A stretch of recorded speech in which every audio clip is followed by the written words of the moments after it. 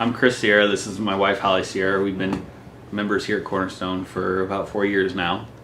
And in November 2009, I lost my job, and in January got hired somewhere else. At that same time, while I was still unemployed, Keegan broke his leg, and we had to spend about 3 days in the hospital. In March, we had Kale, and I lost my second job, and shortly after that, the following month, Holley lost hers. And in August, we started a sermon series called What's the Point? During that time, the church and including the staff decided to fast during the lunch hour and invited the whole church to do it as well. Well, since my husband and I were both unemployed at this time, we had no problem fasting and praying during this time.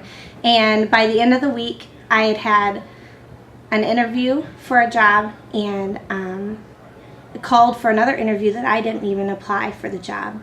And that was really kind of a turning point for us. We pretty much just gave our struggles and our time at that point just over to God and said, you know, you're taking care of this now.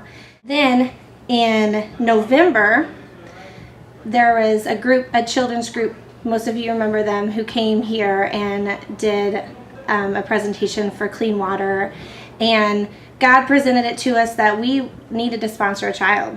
And honestly, we didn't have an extra $30 a month to sponsor a child, but God was calling us to it, and we said, you know, okay, if this is what you want us to do, then you'll provide for it. And ever since then, He has.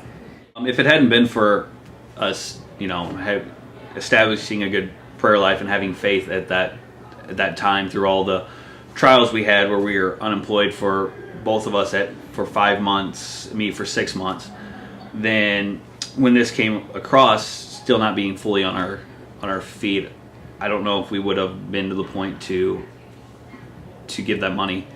But because we had faith, and we know that if God calls us to do something, we'll do it, and through faith and prayer that He'll always provide, that will get us through all of our trials, that like we currently had, and all the ones that are going to come later on in life.